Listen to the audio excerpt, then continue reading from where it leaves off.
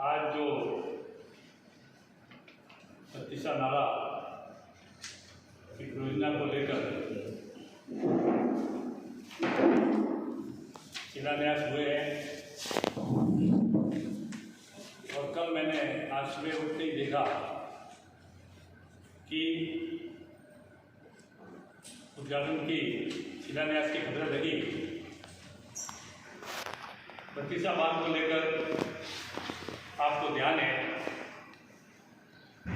कि ये पानी बहकर जो गुजरात जा रहा था और मेरे पहले से भी मेरे इसके अंदर मुझे ध्यान था, उसका प्रोजेक्ट मेरे दिमाग में था। तो सबसे पहले मैं इन प्रोजेक्ट के लिए हमारे जनप्रतिनिधियों को लेकर के तत्कालीन मुख्यमंत्री वसुंधरा राजे के समक्ष ये बात रखी कि पानी गुजरात लेकर के जा रहा है, उस पानी को रोक करके सिरोही जिले के बांधों के अंदर क्यों नहीं ला करके भरा जाए। बात हुई। उसके बाद में जब आपके द्वार सरकार जिले में जो सरकार आई, उस समय हमने मुख्यमंत्री जी से निवेदन किया कि बत्तीसा नाला का बांध ये हमारा महत्वपूर्ण योजना है और सिरोही जिले के लिए सबसे बड़ी प्रॉब्लम है वो है पानी का। और पानी के लिए जो गुजरात लेकर जा रहा है उसको पानी को ला करके सिरोही जिले के बांधों में भरा जाए। तब उन्होंने हमारी मांग के अनुसार उन्होंने शिलान्यास में रखा और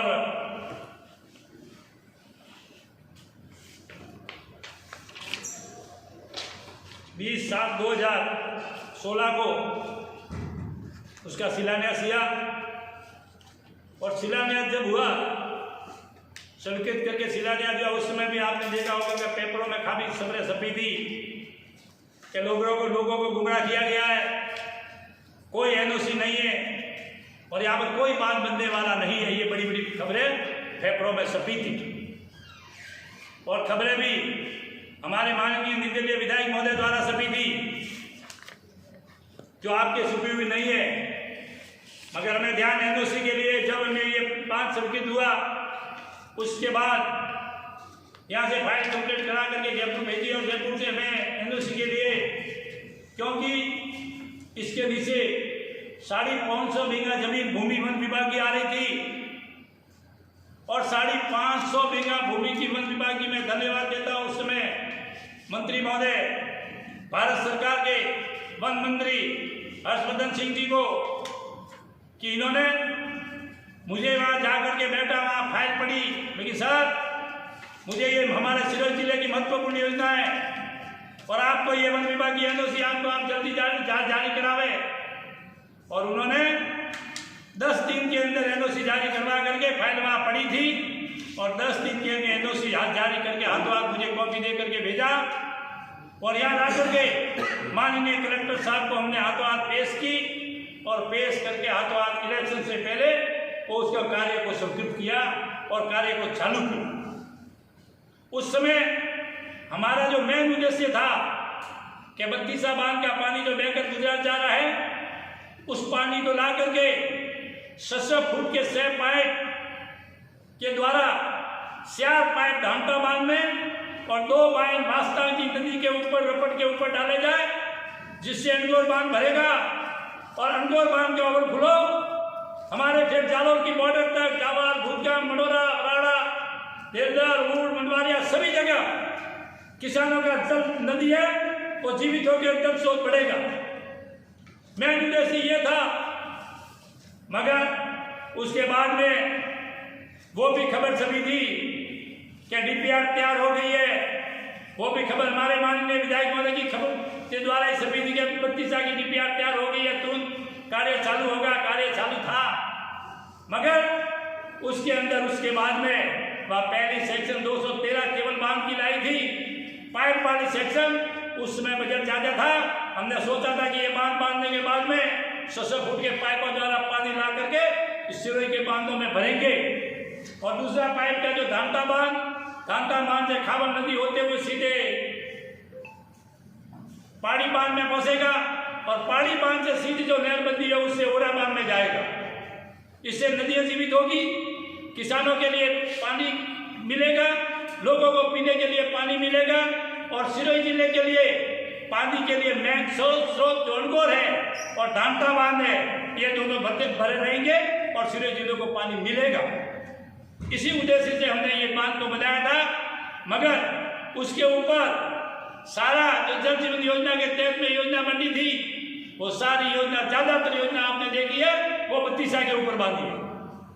मैं कहना चाहता हूँ जिन्होंने धामटा डाला है, धामटा का पानी जवाई बांध के बत्तीसा का पानी धामटा में आ रहा है। साहब 70 किलोमीटर का पानी ला करके मतलब धामटा को पीने के लिए दे रहे हैं, सेंद्रित को पीने के लिए दे रहे हैं, वाडेली को पीने के लिए दे रहे हैं।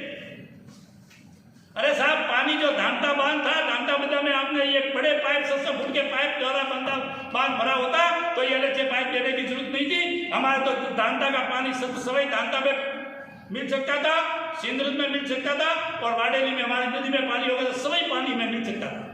मगर ये करोड़ों 70, मैं कह रहा हूँ 70 किलोमीटर पानी ला करके, पाइप द्वारा ला करके, ये करोड़ों रुपए, अरबों रुपए जो भारत सरकार के 50% का हिस्सा है, फिर भी उसके अंदर उसको ला करके डाल करके पैसों का दुरुपयोग किया। दूसरा, जैसे आपको ध्यान है कि कोजरा, नौदिया, पेशुआ, इनका पानी कहां से आएगा? उसका पानी बत्तीसा से दे रहे हैं दोस्तों। 50 किलोमीटर से पानी लाकर, जो कि 5 किलोमीटर में जो धनारी बांध बना हुआ है, और धनारी बांध के पास में होकर पानी जा रहा है, मगर वहां पर योजना नहीं बनाई नहीं। केवल न केवल बत्तीसा का पानी किस तरह से विकल्प हो और सिरोही के बांधों में पानी नहीं आए, इस उद्देश्य से उन्होंने केवल न केवल योजना बनाई। मगर जो बांध है, इतना बड़ा धनारी सिरोही का बड़ा बांध है, मगर उस बांध के ऊपर योजना नहीं बनाई, और योजना सारी योजना बत्तीसा बांध में बनाई, जिसके अरबों रुपए खर्च हुए हैं। जो खर्च हो रहे हैं उसका दुरुपयोग हो। मैंने पहले भी मांग की थी कि ये आप क्यों यहाँ से मतलब कर रहे हो, ये दूर वहां से लाने की क्या है? धनारी बांध बिल्कुल नजदीक पड़ रहा है, सारे तरफ 5 किलोमीटर में पानी था, मगर 5 किलोमीटर का पानी न ला करके 50 किलोमीटर 70 किलोमीटर का पानी वहां से उठा करके ये इस योजना के कोशिश। मेरी मांग है कि आपने पानी के लिए जरूरी है, लोगों के लिए पानी लाना चाहिए और पानी होना चाहिए। पानी के लिए कर रहे हैं, बहुत अच्छा है। मैं धन्यवाद देता हूँ कि प्रधानमंत्री आज नरेंद्र मोदी जी होता है कि उनको नल घर घर नल पहुंचाने, मगर ये भी योजना नहीं थी। फिर भी आपको योजना बनाने हिम्मत होती तो बत्तीसा सरकार एक बार बनाकर देखते। 15 साल राज किया है सिरोही पे, 15 साल में एक बार भी सिरोही के पानी के लिए लाने के लिए, अगर पानी के लिए व्यवस्था किया तो मुझे बता दो। सिरोही में 7-7 दिन में पानी आ रहा था।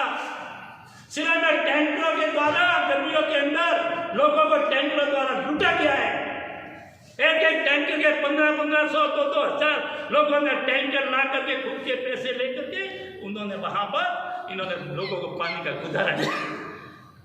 अरे आपको 15-15 साल मौका दिया था, 15-15 साल, और आपने पानी के लिए क्या बात भरने के लिए आपने कौन सी योजना की, कौन सा पानी लाने के लिए? मेरा निवेदन है कि क्या होता तो कोई न कोई, आज गुजरात में बत्तीसा जैसे 4 नाले बह करके जा रहे हैं, आज भी उसको रोकते, पास कराते और पास करके बांधों में पानी भरते।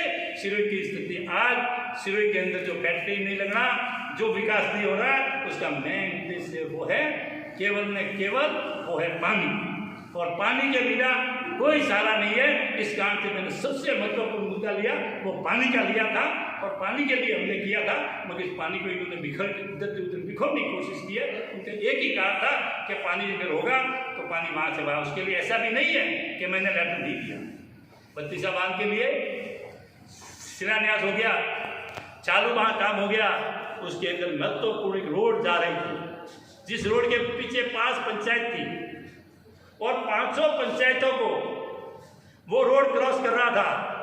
उसके लिए जब सेक्शन निकली उस समय 12 करोड़ रुपए पास किए थे, मगर 3 साल तक उस रोड को नहीं बनाया।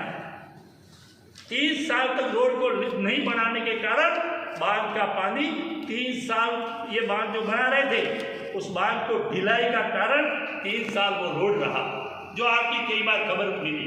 फिर मैंने 11/11/2021 को जब यहाँ प्रभारी मंत्री भाया जी आए उस समय हमने घेराव करके ज्ञापन दिया कि हमारी मुख्य योजना है बत्तीसा नाला, उसके लिए हमने पैसे भी उसमें स्वीकृत थे, मगर आपने अभी तक रोड को चेंज नहीं किया गया, रोड नहीं बनाया गया, और रोड नहीं बनाने के कारण वो योजना हमारी रुकी हुई पड़ी। तब जाकर के 3 साल के बाद मैं तो तारीख दे रहा हूँ 11/11/2021, और चालू हुआ था 2018 में। 3 साल तक उस रोड को रोक करके बैठे, और आज बंदा का अगर उस समय पर रोड कंप्लीट कर दिया होता तो आज 32 का पानी 75% बहकर गुजरात गया है, वो नहीं जाता, वो पानी सीवेज को मिलता, मगर सरकार की ढिलाई के कारण उन्होंने जानबूझ करके उस रोड को रोका। 3 साल रोड रोकने के कारण आज वो बन चुके बांध है। आज भी बांध केवल 40 फुट बांध बना है, जो कि बांध की हाइट 105 फुट है।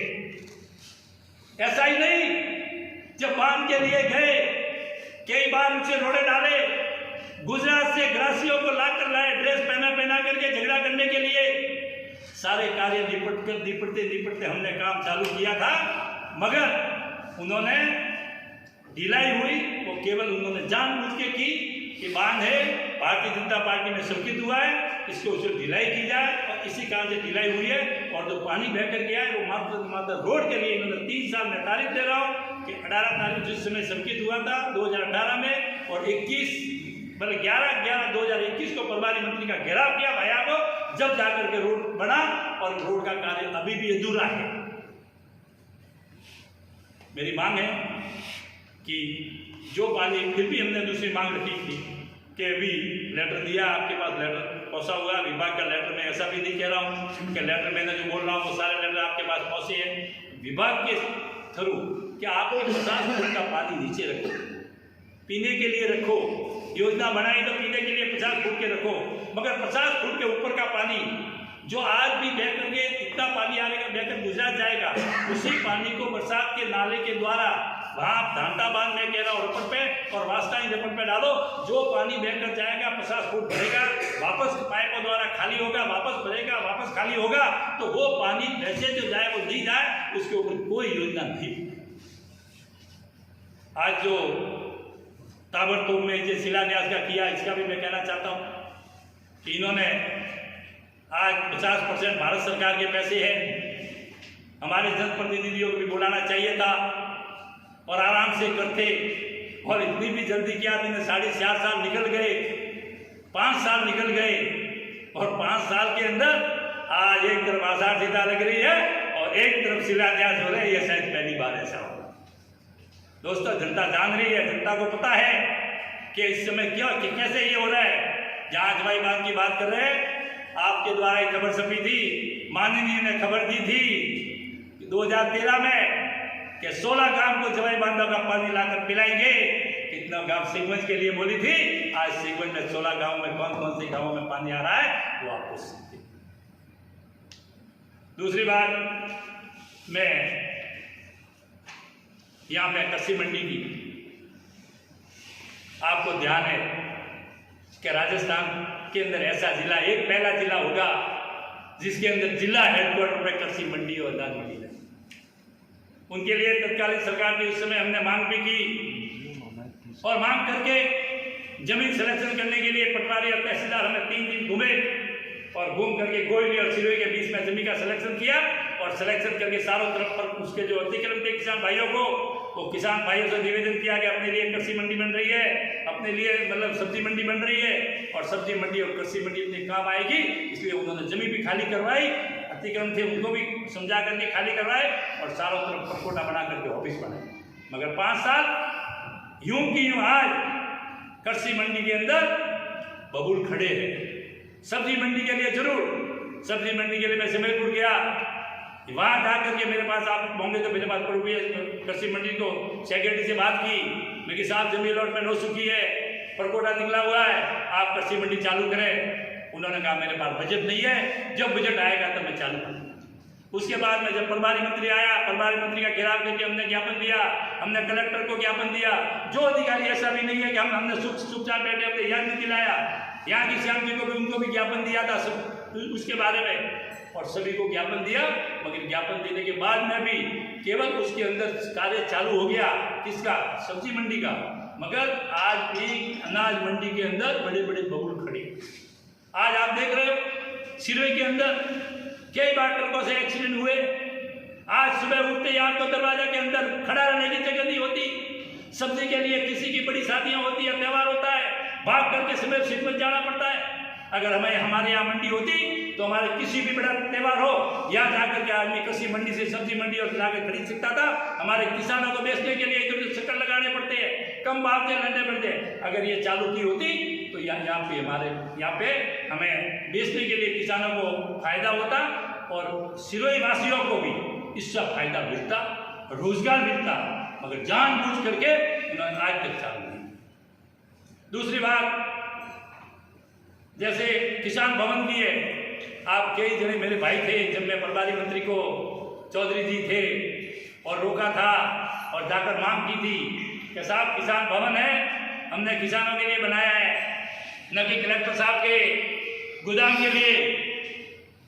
और उन्होंने कहा कि नहीं, मैं 15 दिन में चालू खाली कर देंगे, 20 दिन में खाली कर देंगे। हमारा उद्देश्य था कि सिरोही जिले का कोई भी किसान आए और गरीब किसान जो ठहर नहीं सके, वो उसके अंदर जो मेरे कार्यकाल में बना था उसमें मैंने मात्र 5 रुपये शुल्क किया था। अभी मैंने कहा कि अभी महंगाई है तो और शुल्क बढ़ा सकते हो, मगर शुल्क के लिए भवन है वो खाली केवल किसानों के लिए है और किसानों के लिए आपको खाली करके रखना था, मगर उन्होंने खाली नहीं किया, उसको गोदाम बनाकर। क्या इनके पास इतने भी बजट नहीं है क्या उसके लिए भवन बनाए?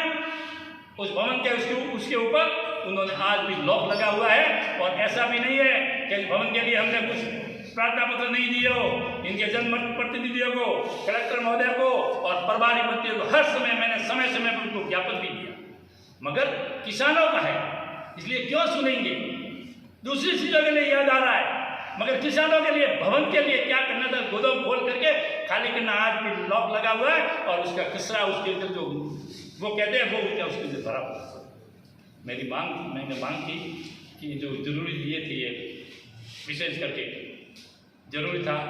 मैं तो ये कहता, पहले भी मैंने बताया, ऐसे लिए महत्वपूर्ण वो पानी है और पानी के लिए मैंने पूर्व में प्रयास बहुत किया और जगह जगह हमारे पैसे के लिए कहीं कमी नहीं आई। हमने परगोड़ा निकाला, ये हमने सुधारी की है। यही मेरा आपको निवेदन था और इसीलिए